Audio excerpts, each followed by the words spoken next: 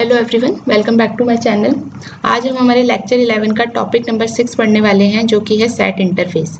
हमने देखा था कलेक्शन लाइब्रेरीज के अंदर हमारा जो कलेक्शन इंटरफेस था, उसके अंदर हमने लिस्ट इंटरफेस पढ़ा था कल और क्यू इंटरफेस पढ़ा था। आज हम इसका एक नेक्स्ट इंटरफेस पढ़ेंगे जिसका नाम है सेट इंटरफेस। तो आइए चलते हैं लेक्चर की तरफ और देखते हैं सेट इंटरफेस क्या होता है। देखिए, लेक्चर इटसेल्फ में कितना ही अभी तक हमने कितने से टॉपिक्स डिस्कस किए हैं, लेकिन अभी तक इसके कितने नोट्स हमारे रेडी हो चुके हैं। आप देख सकते हैं प्रॉपर फॉर्मेट में नोट्स हैं, ताकि आपको इजी रहे जब आप इनको रिवाइज करें, रिकॉल करें कॉन्सेप्ट्स को, तो आपको इजी रहेगा क्योंकि ये नोट्स आपको मिल जाएंगे और ये इन नोट्स से आपको ये प्रॉब्लम नहीं रहेगा कि आपको इधर उधर कहीं पे सर्च करने की जरूरत नहीं पड़ेगी। जो भी रिक्वायर्ड चीज़ें हैं, जो आपको आनी चाहिए कॉन्सेप्ट को समझने को लेके, वो इसके अंदर ऑलरेडी मेंशन है। द थिंग इज, आपको सिर्फ क्या रिक्वायरमेंट है, प्रैक्टिस की रिक्वायरमेंट है, क्योंकि जितना ज़्यादा आप प्रैक्टिस करेंगे उतना ज़्यादा आपको ये कॉन्सेप्ट्स और ज़्यादा क्लियर होंगे। कल हमने लिस्ट और क्यू इंटरफेस पढ़ लिया था।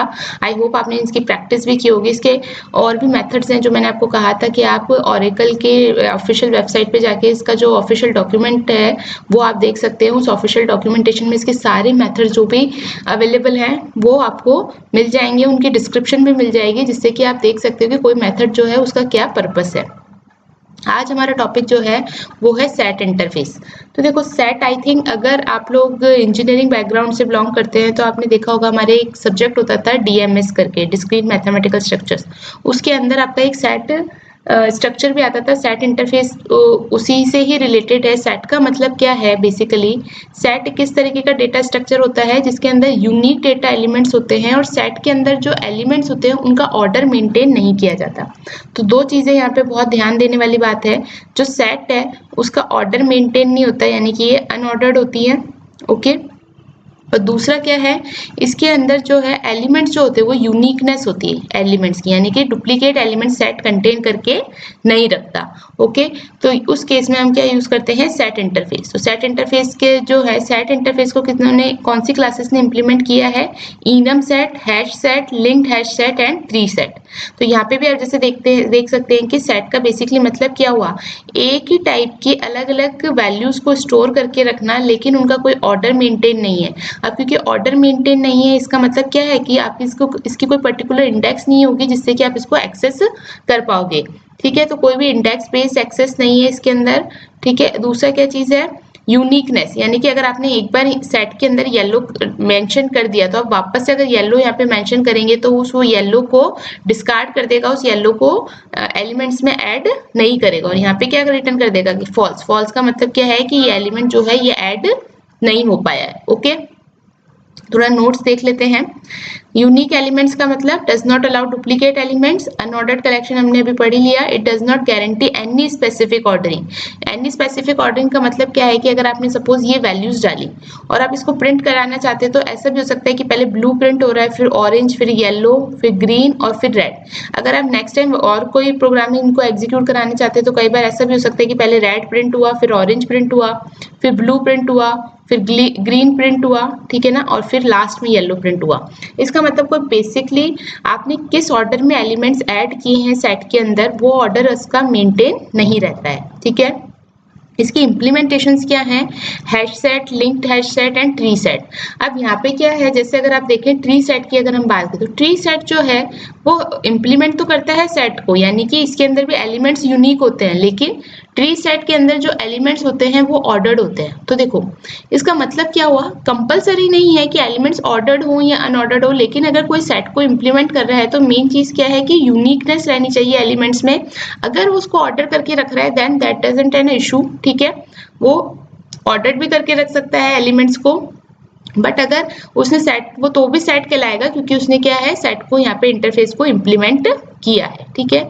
इसके मेथड्स अगर हम देखें तो अच्छा, इसका मैंने यहाँ सिंटैक्स मेंशन करना भूल गई। सिंटैक्स क्या होगा, जैसे लिस्ट और क्यू के लिए था तो यहाँ पे सेट इंटरफेस के लिए सिंटैक्स क्या हो जाएगा, सेट, फिर एंगुलर ब्रैकेट में जो भी डेटा टाइप आप देना चाहते हैं, यहाँ पे आपका नेम आ जाएगा वेरिएबल का, ठीक है, न्यू करके, और यहाँ पे जो भी सेट बनाना चाह रहे हैं, जैसे सपोज अगर हम हैश सेट बनाना चाह रहे हैं तो यहाँ पे लिख देंगे हम हैश सेट। ठीक है, जिस भी टाइप का आप सेट बनाना चाह रहे हो ये इसका डिक्लेरेशन होगा। ठीक है, ये सिंटैक्स आप इसके अंदर मेंशन कर लेना। ये इसका सिंटेक्स होता है। अब हम क्या कर सकते हैं, सेट के ऊपर भी काफी सारे मेथड्स होते हैं जो ये आपको अलाउ करता है एग्जीक्यूट करने के लिए। तो वन बाय वन हम एक एक मेथड को देखते हैं और हम इनको एग्जीक्यूट भी करते जाते हैं। तो सबसे पहले हम एक सेट बना लेते हैं और फिर उससे हम आगे काम चालू करते हैं। इसको हम करते हैं बंद, इसे भी बंद करते हैं। अब हम चालू करते हैं हमारा नया लेक्चर, जो कि कौन सा हो जाएगा, 51।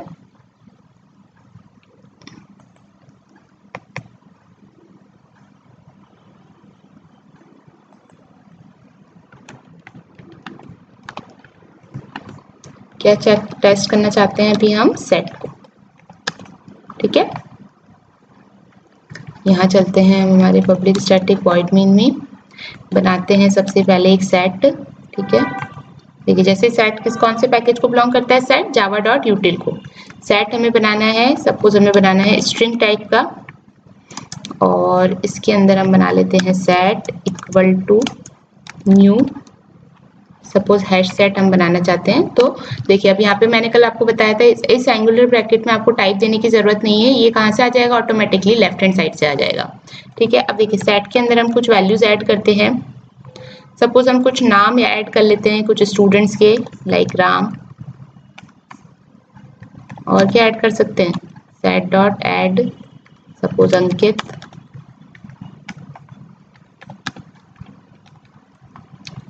यश। ठीक है, और क्या ऐड कर सकते हैं, सेट डॉट ऐड आदित्य। ठीक है, अब इनको हम प्रिंट करके देखते हैं। तो यहाँ पे हमने प्रिंट किया सेट को। ठीक है, एग्जीक्यूट करवाते हैं इसे।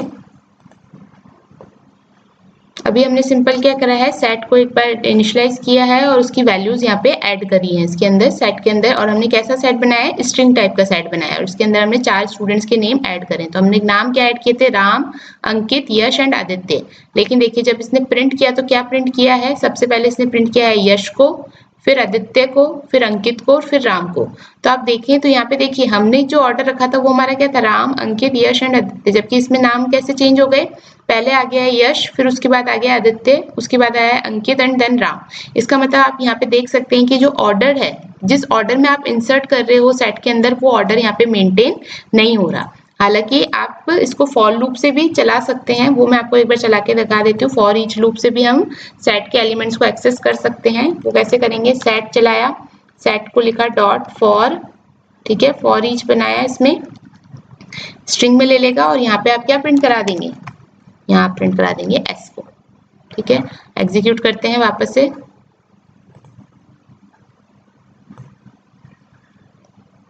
एग्जीक्यूट करके अब देखते हैं कि अब हमने क्या करा है, फॉर ईच लूप से किया है, तो देखिए तो भी आपकी वैल्यूज आ गई हैं। ठीक है, लेकिन ऑर्डर अभी भी मेंटेन नहीं होगा। ये सिंपल क्या दे देगा, सेट के अंदर जो एलिमेंट्स है वो आपको यहाँ पे लाके दे देगा, लेकिन वो किस ऑर्डर में आएंगे उसकी वो कोई गारंटी नहीं देता। सपोज अगर आप इस प्रोग्राम को आपके पीसी पे चलाएंगे तो हो सकता है कि ऑर्डर कुछ और डिफरेंट आए। ठीक है ना, जरूरी नहीं कि यही सेम ऑर्डर आए, तो ऑर्डर कुछ भी आ सकता है। ठीक है, क्योंकि सेट के अंदर कोई बेसिकली सेट क्या है, एक अनऑर्डर्ड एलिमेंट लिस्ट है।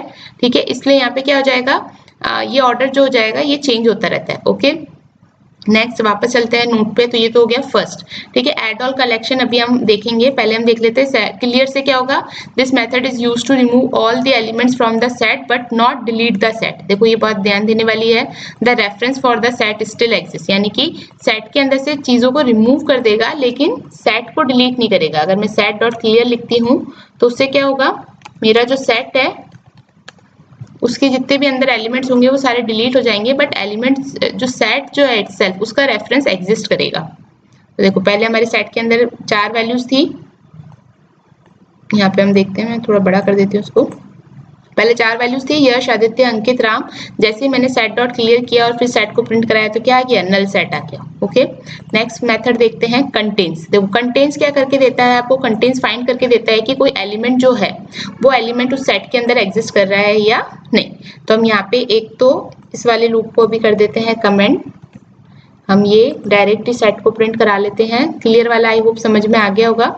इसको भी कर देते हैं हम कमेंट, अब हम देखते हैं कंटेन्स वाला। कंटेन्स का हमने कल पढ़ाई था। कंटेन्स का मतलब क्या है, अगर कोई एलिमेंट एग्जिस्ट करता है तो कंटेन्स क्या रिटर्न करके देता है, ट्रू रिटर्न करके देता है। तो वही सेम चीज है, हम पहले कंटेन्स देखते हैं। कंटेन्स ऑल और एड ऑल हम अभी थोड़ी सी देर में देखेंगे। तो कंटेन्स में अगर हम सपोज फाइंड आउट करना चाहते हैं यश, स्टिल ये केस सेंसिटिव है, ये बात ध्यान रखना। अब अगर हम करेंगे, अगर इसको यश सेट के अंदर मिलेगा तो ये क्या रिटर्न कर देगा, ट्रू रिटर्न कर देगा।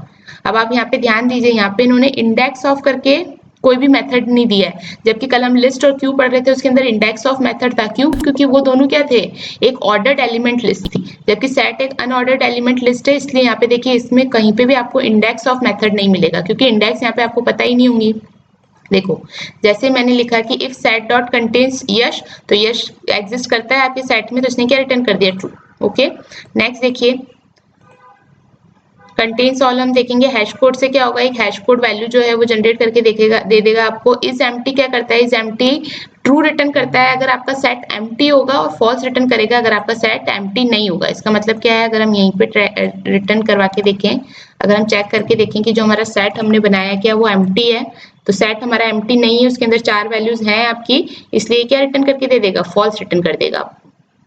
रिटर्न ट्रू कब करेगा, जब सेट आपका एम्प्टी होगा। अभी सेट एम्प्टी नहीं, इसलिए इसने क्या रिटर्न कर दिया, यहाँ पे फॉल्स रिटर्न कर दिया। नेक्स्ट देखिए, रिमूव। रिमूव बेसिकली क्या करता है, जो भी पर्टिकुलर एलिमेंट आप रिमूव मेथड के अंदर देते हैं वो उस एलिमेंट को रिमूव कर देता है। ठीक है, तो रिमूव के लिए हम क्या कर सकते हैं, जैसे यहाँ पे हम करते हैं रिमूव, ठीक है, और रिमूव सपोज हमें करना है अंकित, ठीक है। तो यहाँ पे क्या करेगा, रिमूव करके दे देगा अंकित को। इसकी डेफिनेशन हम देख सकते हैं, क्या कह रहा है, this method is used to remove the given element from the set, this method return true. यानी कि अगर आपका एलिमेंट रिमूव हो जाता है, यानी कि एलिमेंट एग्जिस्ट कर रहा था और उस एलिमेंट को अगर आप सक्सेसफुली ट्रू रिमूव कर पाए, तो उस केस में क्या रिटर्न करेगा, this method return true if the specified element is present in the set, otherwise it returns false.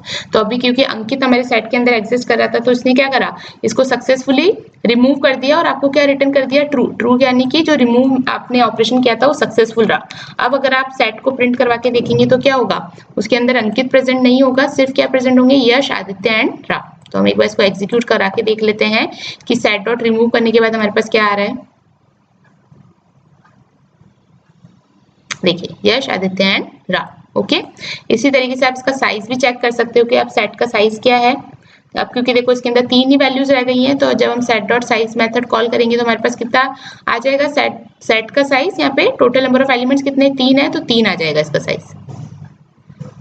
ये देखिए कितना आ गया, 3 आ गया। ओके, इसी तरीके से अब देखिए, ये तो हो गए हमारे, तो ये कुछ मेथड्स हैं, कुछ इंपॉर्टेंट मेथड्स हैं जो मैंने यहाँ मेंशन किए। इसके अलावा और हो सकता है और भी बहुत सारे मेथड्स हैं जो कि ये आपको फैसिलिटी प्रोवाइड कराता है, वो आप प्लीज डॉक्यूमेंटेशन में जाके देखिएगा। अब देखिए 3 हमारे मेथड्स बच रहे हैं, एक तो add all, contains all and remove all. ठीक है, अगर आप इसको देखें ध्यान से तो ये किस तरीके का पैरामीटर एक्सेप्ट कर रहा है, कलेक्शन।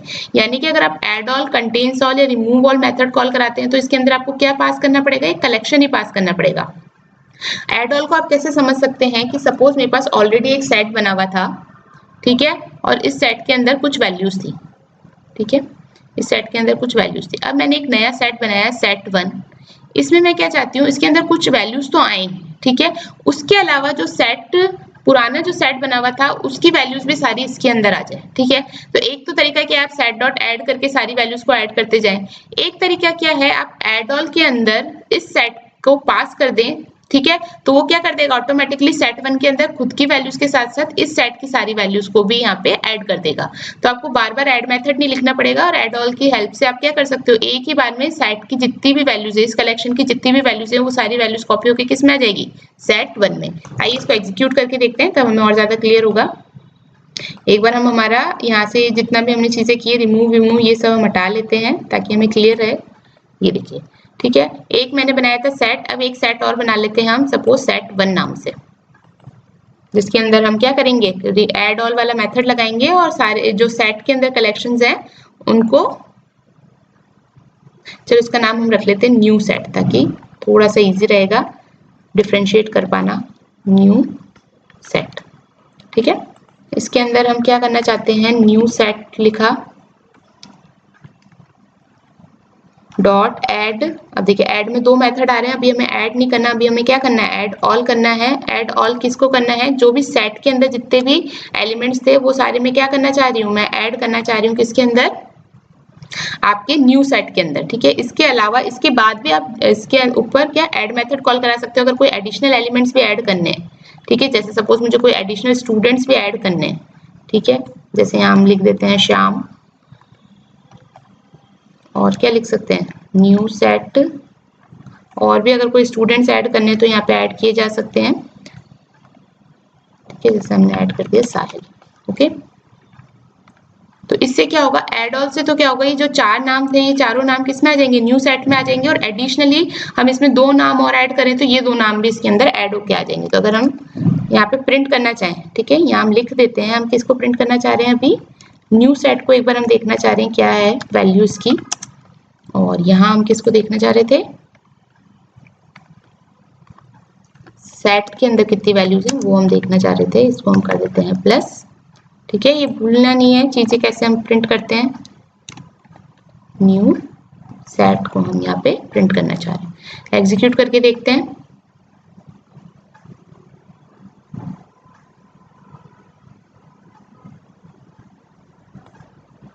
तो देखिए न्यू सेट जो बना उसके अंदर यश, आदित्य, अंकित एंड राम, ये देखो ये वैल्यूज, अब देखो ऑर्डर नहीं है इसलिए कहीं पे भी आ सकती है वैल्यूज। तो यश, आदित्य, अंकित और राम तो आए, उसके अलावा एडिशनली हमने दो स्टूडेंट्स और ऐड करे थे, श्याम एंड साहिल। तो देखो इनकी वैल्यूज भी यहाँ पे ऐड हो गई, श्याम एंड साहिल।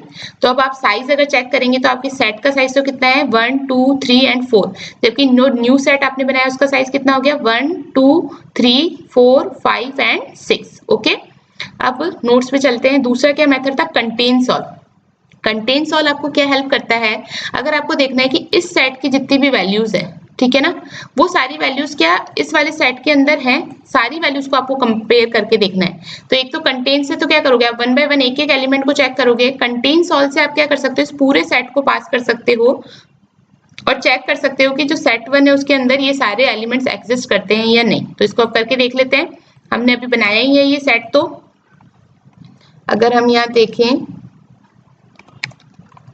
ठीक है, यहाँ हम बनाते हैं हमारा, सपोज ये कंटेन सॉल्व को हम यहाँ पे लिख देते हैं ताकि हम आइडेंटिफाई कर पाएं कि हम क्या चीज करना चाह रहे हैं। यहाँ पे कंटेन सॉल्व में यहाँ हम एक मेथड कॉल कराते हैं न्यू सेट डॉट, देखो कंटेन सॉल्व करवाना है और मुझे चेक करना है कि सेट के जितने भी एलिमेंट्स थे क्या वो उसके अंदर एग्जिस्ट कर रहे हैं या नहीं। तो अगर एग्जिस्ट कर रहे होंगे सारे, जो कि अभी एग्जिस्ट कर रहे हैं क्योंकि हमने सारे एलिमेंट्स ऐड किए हैं, तो ये क्या कर देगा, रिटर्न कर देगा आपको ट्रू। देखिए क्या रिटर्न कर दिया, कंटेन सॉल्व ने ट्रू। बट सपोज अगर हम ऐसा करते कि हमने जो ये एड ऑल किया, ठीक है ना, सेट, और उसके बाद हम इस सेट के अंदर एक नया एलिमेंट और ऐड कर देते, सपोज उस सेट के अंदर एक नया स्टूडेंट ऐड हो गया हो, ठीक है ना, एक स्टूडेंट यहाँ पे आप ऐड कर देते, उस केस में यहाँ पे क्या रिटर्न होता, फॉल्स रिटर्न होता कंटेन सॉल्व में। क्यों, क्योंकि आपने पहले सेट के अंदर जो चार नेम थे वो तो इसमें ऐड कर दिए, लेकिन उसके बाद एडिशनली जाके आपने सेट के अंदर एक नेम और ऐड कर दिया। तो सारे ये तो कंटेन सॉल्व तो क्या करेगा, जितने भी सेट के अंदर सारे एलिमेंट्स है उन सारे एलिमेंट्स को चेक करेगा। ठीक है, ये हमने प्रिंट एक्चुअली यहाँ कराया है, इसको हम यहाँ प्रिंट करा लेते हैं। जब हमने लास्ट ये एलिमेंट ऐड किया, यहाँ प्रिंट करा के देखते हैं इसको।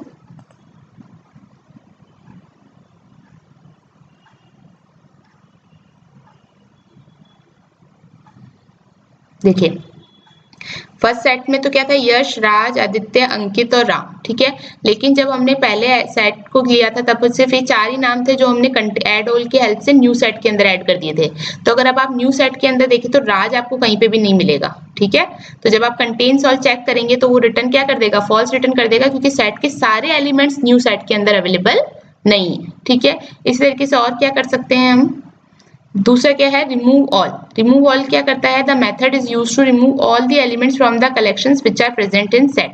तो अगर हम रिमूव ऑल इसके ऊपर चला के देखें, रिमूव ऑल यहाँ पे चला के देखते हैं,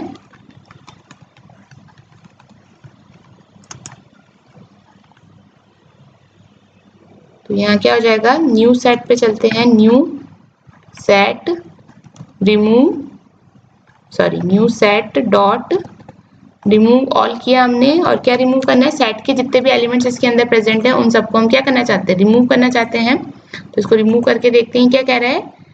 this method return true if the set changed as a result of the call. ठीक है, अगर इसने सक्सेसफुली रिमूव कर पाया जितने भी एलिमेंट सेट के अंदर प्रेजेंट थे, तो ये क्या रिटर्न कर देगा, ट्रू रिटर्न कर देगा। अब देखो ये ट्रू रिटर्न क्यों है, सेट के अंदर देखो आपके पास क्या थे, यश, राज, आदित्य, अंकित एंड राम। राज इवन चलो इसके अंदर प्रेजेंट नहीं है, बट क्या ये इसके अलावा जो भी सेट के एलिमेंट्स थे वो क्या सक्सेसफुली रिमूव कर पाया, तो वो यस, अगर वो सक्सेसफुली रिमूव कर पाता है तो ये क्या रिटर्न कर देगा, ट्रू रिटर्न कर देगा।